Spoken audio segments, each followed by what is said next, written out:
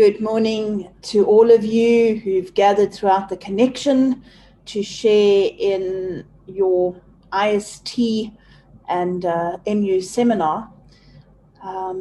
What a way to be starting your ministry as you come out of seminary and through this strange environment. Just for those of you who don't know me, my name is Brenda. I worked it out this morning, my 25th year in ministry, having started in the Central District way back, and currently now stationed in the Umgeni circuit in the Natal Coastal District. I am married. I have 4 children who are now 13, I have to work this out, 13, 16, 18, and 20, and so have grown up through ministry. I have served as a circuit minister. I've served as a superintendent. I've also done some time as someone not stationed, without appointment marriage, as I balanced family and ministry. I have served as an IST convener, a DSS, and as the trainer or the chaplain for the non-itinerant ministers prior to that category closing. And so it's good to share with you. I think, though, the part of ministry that brings me the most joy is actually the spiritual accompaniment, journeying with people as they work out their relationship with God. The phrase that works best for me is I believe I'm called to hold space for people, to help create and protect sacred spaces so that people can do their own work with God and grow in that friendship. And I take that work very seriously. So I trained as a spiritual director. I work in circuit and beyond circuit as a spiritual accompanier. I love accompanying children as they do the work, and I'm so sad that I missed the opportunity to do godly play with those of you coming out of seminary. We'll make a plan down the line. So I've been asked to work with you on Project One, which is a project just for first years coming into circuit. And the purpose of this project is to hold space for you, is to help, by means of something you have to hand in, help give you legitimacy to reflect on your ministry and what you are doing. So I'd like to invite you to think of the project in that way.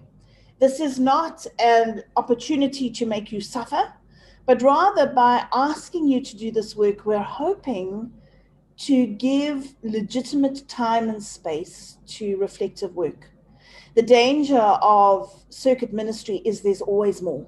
There's always someone else wanting your attention. There's always something else having to be planned or done or reflected on. There's always another visit that you could do. And so what often falls by the wayside is your reflective work. And so we want you to take seriously the call to reflect. The thing about reflection and what we're asking you to do is that reflection is non-judgmental. We want to invite you to reflect on your work in a non-judgmental way. And for that to work, you need to know that your IST conveners who will mark your projects, the rest of your group, no one is there waiting to trip you up. I know that one of the sad legacies of training over the years has been that people often feel like you're always being evaluated and you're going to fail. I'll speak a little bit about this later on, but let me say at the outset, the only way you could really fail this project is if, number one, if you don't do it. Number two, your IST conveners are not idiots. So if on the very last minute you try and write 25 weeks worth of reflection, they're going to pick it up. So guaranteed fail there or not competent. But the third way you could fail or not be competent is by not engaging, by not having the courage to be vulnerable with yourself and with others. We encourage you to trust that God is in this process. Don't judge yourself. No one expects any of us to be perfect. And don't fear being judged. This is a non-judgmental, in terms of content, space. What is being evaluated is the process, not the content. For it to work, it's going to have to be honest.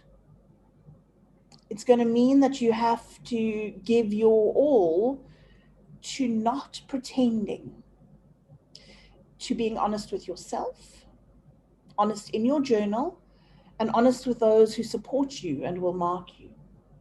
And that means you have to be courageous. I know we live in a world that is constantly telling us we're not enough. You're not good enough. You haven't done enough. You're going to fail. If we're going to do this work, ministry, in a way that is godly and Christian, it's going to require of us the courage to trust that we are enough. All we're asking of you as colleagues and as ministers is have the courage to be you with the people and to reflect on that honestly. We're all busy. All of us have a to-do list as long as our arms. But we are asking you to avoid reducing ministry to accomplishing a to-do list. Ministry is not about ticking off 1, 2, 3, 4, 5. This work that we do is about being a visible, a lived picture of what it is to live the Jesus way amongst the people. They need to look at us to see what it looks like if people risk living the Jesus way, and we don't get there by rushing. So we want to hold space for you as you are reflective in your work. Resist the temptation to think your ministry is about how much you do. Seek to be faithfully present. So the best tool we have to offer you, or one of the best tools we have to offer you to help you do this, is the journal. Now I'm going to attempt to share a PowerPoint presentation, which doesn't always work brilliantly. Right, so I'm ready to screen share. I'm going to try and screen share a keynote presentation, which I do hope will work. As I've said, this project is the Journaling and Reflective Practice Project, and you should have that in your packs. And I'll talk a little bit about the specifics later on. Let's just talk about why we're asking you to journal. What are the benefits of journaling? Now, some of you are already journalers, and some of you are not. But let's just reflect a little on why we think it's important to keep a journal. The first thing is that by writing down and keeping a discipline of reflecting on my life, I am creating space for insight into my life. What do I notice? What do I see about what I write over time? It gives me the ability to look at my life from a different perspective. It invites me to take a step back. You know, when you're in the heat of an experience, it's sometimes hard to notice all the relevant issues, to notice what's affecting me, to notice what I need to notice. So by writing it down, we give ourselves a chance to step back, to be an observer to our own lives, and that can give us insight. Why am I constantly on the back foot when it comes to meetings? Who are the people that unsettle me? Oh, I didn't notice that I really enjoy this kind of worship. It gives us a chance to take a step back. Keeping a journal also helps us remember. We think we'll remember. We think we'll not forget the important things. But you know, the truth is that our memories shape and shift And over the years, we're going to forget things. So especially for those significant moments, having a journal helps us remember. I have a friend who is an avid journaler. Confession, I am not a great journaler. I kind of journal when I need to, but this friend of mine keeps a very strong journal. She started when she was 19. When she turned 40, she took all the journals of the last 20 years and went away on a retreat and read back over her life. Keeping a journal helps us remember. It also helps us notice patterns. And I think that's important. Over time, what are my patterns? So in my own life, by way of an example, because it's the example I know best, I began to notice over the first part of my ministry that there was a pattern that whenever I started to begin feeling like people didn't want me, I would begin talking about moving. If only I'd noticed that earlier, I might have begun to deal with the spiritual and emotional stuff that made me feel unwanted. And maybe things would have shaped differently, not that they've shaped badly, but it's important to notice the patterns. It's always strong women that irritate me, or strong men, or I don't get on well with people like this, and I've noticed it over time. So journaling helps us notice the patterns. And of course, it leaves a legacy, a record of my story. That's the gift of John Wesley's journal, isn't it? His record of his life tells us his story. Both John Wesley, my Wesleyan father in the faith, and Ignatius of Loyola, my Ignatian father in the faith, kept journals. And their journals help us have a picture of how they lived, their spirituality. And so it's part of our legacy, part of our story. I wonder if you want to pause the video in each of your groups, and maybe there's some other reasons why you keep journals. Perhaps in your IST groups now. Why else would we keep a journal besides, of course, MU telling you to? Okay, welcome back. So there are different types of journals, and it may be quite important to notice why you are keeping a journal. So in general, some people keep their journals as a record of activity. What have I done? I think John Wesley's journal is in large part like that. I traveled to there, I met with this group, I did that, I preached on that. That kind of record of what has happened in my life. The purpose of your journal can be an emotional purpose, recording how I felt. What did I experience inside of me? What feelings were evoked? How am I feeling now about the experience? Getting that kind of perspective so one is not overwhelmed by feelings.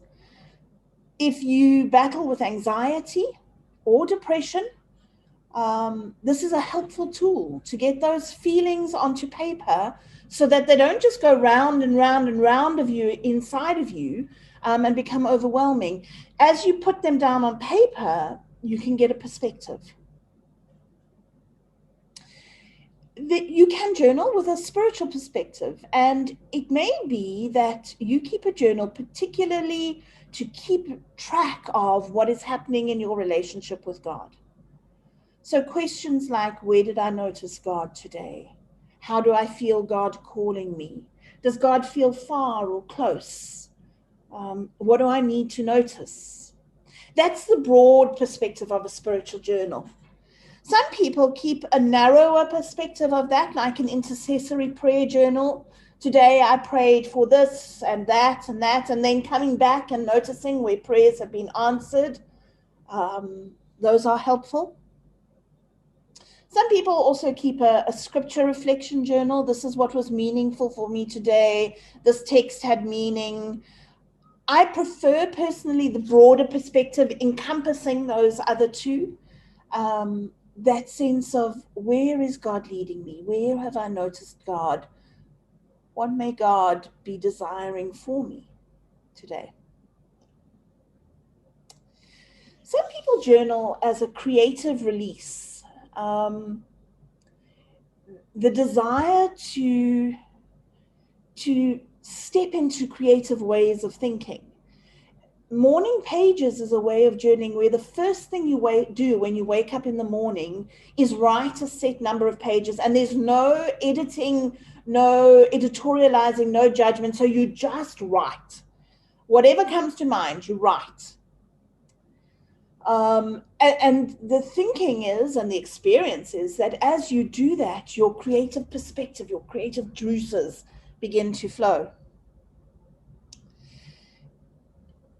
With that in mind, you can journal as an unconscious, subconscious housekeeping tool. Perhaps using morning pages to notice what you write about before you edit yourself, before you judge yourself, before you decide whether something is worth saying or not. What are the things that come up when I write that way? You could use it as a reflection on your relationships. What's happening around me? How am I relating to people? Are there any relationships that I need to reflect on? Why am I always fighting with so-and-so, usually my husband? Or if you've got children, perhaps you'll be wanting to reflect on what's happening with them. Even as I've been speaking to you now, I've remembered another one you could add in there, and that's a dream journal. For those who take your dreams seriously, using a journal to record your dreams is very useful. You can also use a journal for skills or professional development. Those who work with people, as we do, reflecting on what you've done and how you've done it and what the experience has been for you can be very important. That invitation to not simply be caught up, but to notice what is happening as you do your work. So it's important to notice and be aware of why you are journaling. So for this project, clearly you are doing a professional skills development journal, but it would include then a record of activity, some of your emotional perspective. We're not particularly inviting you to reflect on your journey with God, although you may. We really are inviting you to reflect on your work in this project. So how are you going to do it? So most of us are aware of the longhand prose journal, where you write it out in paragraphs or not, sentences. So you write a longhand journal. But there are other ways of journaling. Some people think best in bullet points. I have to admit that I don't generally, even when I'm preparing a sermon, I don't write it out longhand, all the words. I will write in bullet points. And so when I do journal, it's often in a bullet point form. This is what I want to think about. This is what I've noticed. That works best for me. Some people think best in mind maps, and so you may want to think about how you could mind map your journal. Maybe the different points, and I'm going to give you a basic structure. Maybe you want to do that as a mind map. But other people are creative, and so you may want to collage your journal. The picture on this image is a collage, and collaging means you look through magazines and you find images that relate to what you've done or evoke something of the experience. You may include words or draw something or mind map it from there, but it's a combination of image and picture, often taken from printed material and stuck in. You could use art, color, or images. Often when I direct people on retreat, I invite them to reflect on what color their day has been. So if you're reflecting on a meeting and you think like this, you may want to say, well, what color was the meeting for me? Color in a block at the top of your page, and then reflect on why you've chosen that color. You may want to draw what image the experience evokes for you, and then write about that. Or as with the collaging, there may be an image that is part of your reflection on the experience. If you're journaling, the trick is to, sorry, let me just get us back there, to express yourself and not someone else. So many of you in the group are digital natives, is the term. You've grown up with technology. And so it may be that journaling via recording a video or an audio, or perhaps blogging online, that may be the way that you most naturally record and reflect on your experience. In terms of journaling, there's no reason why a video recorded or a vlog is not a journal. The question is going to be for you, what methods of keeping a journal feel most natural and what feel most helpful? St. Ignatius of Loyola said, pray as you can, not as you can't. So I will give you a quote from me, journal as you can, not as you can't. I'm going to invite you in a moment or two to pause the video again, but I want to say this.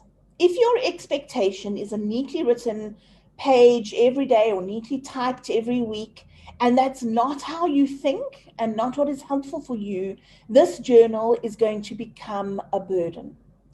If you can be creative and natural and yourself and find ways to journal that express who you are, then this may be a helpful journey. So for yourself on a page, just where you are, I'm going to go back to the different methods. I'm asking you, what methods of journaling feel most natural for you? What will be most helpful? Have a look at these as you pause the video.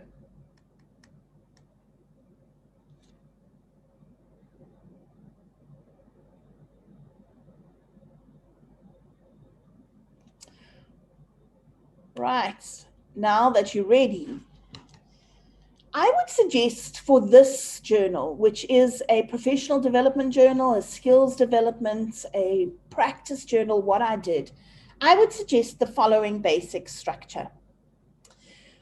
You are being asked to every week reflect on an experience of ministry. And we are encouraging you to look at services, pastoral encounters, and administrative management encounters or functions. And every week you're being asked to reflect on one of those. There are some questions that may be helpful in your project, but here's a basic structure. Basically, the place to begin is to journal what happened.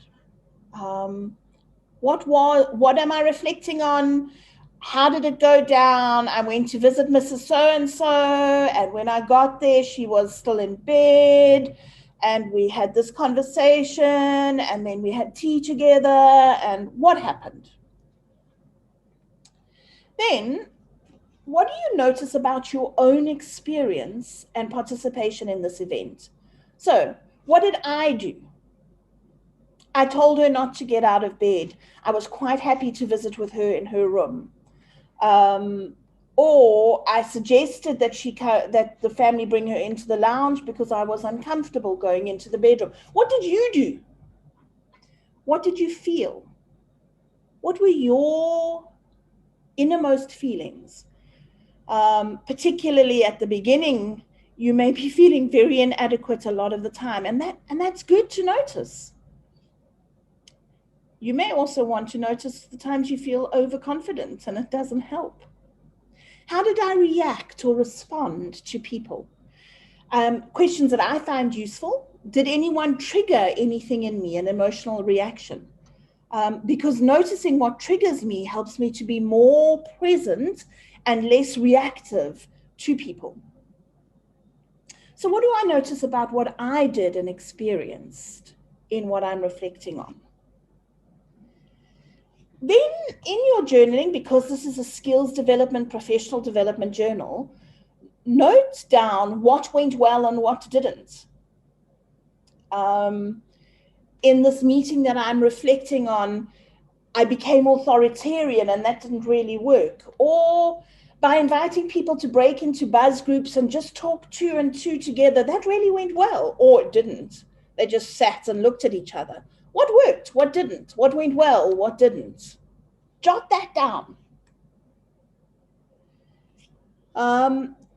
Then we are asking you to reflect, because this is a development journal, any theory or learning I can apply here. Have I read a book that will help me?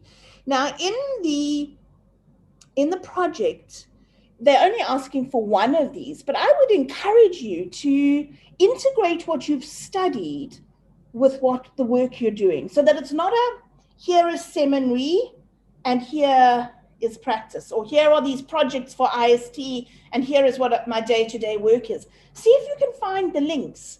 So what listening skills did I use or could I have used? Did I notice anything about open questions, closed questions? What is the theology that's at play here? All of those kind of questions. Oh, I remember reading a book about this, or this book may be helpful. Can you integrate your learning and your theory with this experience? Write it down. Remember, your journal is to help you remember and reflect. Make sure you write it down.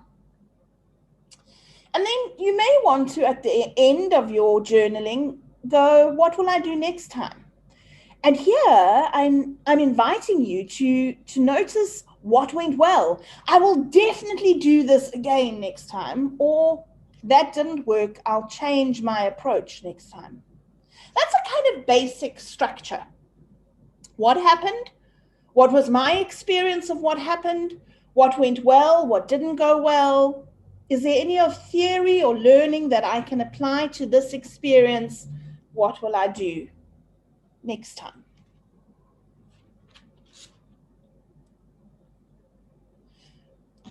I want to invite you in your groups to pause again, because for this project, I want you to check out, or want to invite you to check out with your IST convener and your DSSs, what format of journal they will accept for this project.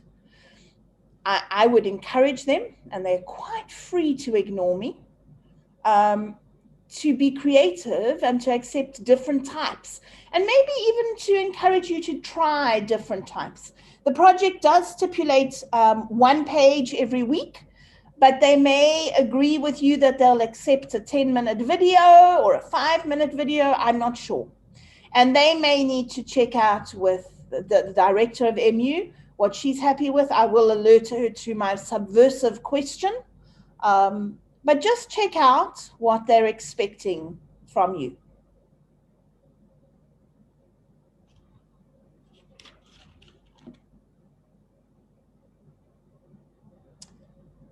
Okay, welcome back. I just want to say this to you, and I wrote it down, which is unusual for me. We are not looking for people who are amazingly exceptional and who do everything perfectly well. Your IST convener is not reading your journal to see how wonderful you are and how you got everything right. We trust that you are perfectly ordinary people who want to learn and grow as you serve God and work with God's people. What we're looking for in this assignment is your ability to reflect, to individually, on your own, take responsibility for your learning and your growing, to challenge yourself, to be honest, to look at ways to improve your practice as ministers. I hope that makes sense. If you need to stop and discuss with those who are accompanying you, do that. But understand this, and this is preparation for your personal reflection that you will do as you journey towards ordination. These techniques, these skills will equip you for that task as well. So make sure you understand what we're looking for. Right. For the balance of the time that you have together, I want to invite you to journal your first journal entry. So think back to your first meeting or encounter with the members of your new circuit, whether that was them coming to meet you as your furniture was offloaded and you arrived at the manse, or you had a welcome event, or you had a Zoom meeting, or whatever. Think back to your first encounter with the members of your new circuit. If you have not started in your circuit yet, maybe you want to reflect on a conversation with the superintendent or whatever, some place where you've met or engaged with the people who you'll be working with in the year ahead. Using the basic structure, and I'll put it back on the screen for you, I want to invite you to journal a page and to reflect on that experience. Notice how you felt. Notice how you responded. Notice what processes, principles, values are in evidence, and just reflect on your experience of your first encounter with your new circuit. DSSs, IST conveners who gathering the circle, give enough time at the end of the session for people to break into pairs and reflect on what they've written. So here are the basic structures for your journaling. Pause the video and take some time to journal. I'm hoping you've got about 10 minutes to do this.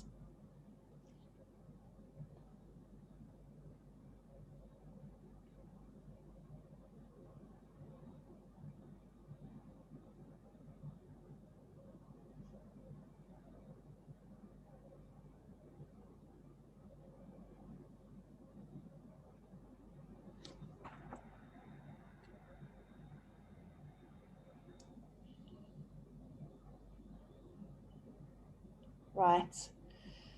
I would encourage you to take time to break into your groups, into pairs perhaps, and just reflect on that. What do you notice? If you've got any queries about what you're doing, please feel free to drop me a line, speak to your DSSs or IST conveners. I would encourage you to get a new journal, nice and fresh, clean pages, to take care of it, to nurture it, so that it becomes part of the way you do ministry, to take time to reflect on your work. May God bless you all as you journey through this ministry. It is already challenging as we still deal with COVID. May God grant you peace, hope, insight, passion, joy, and may you have a sense of living a life with purpose. God bless you all.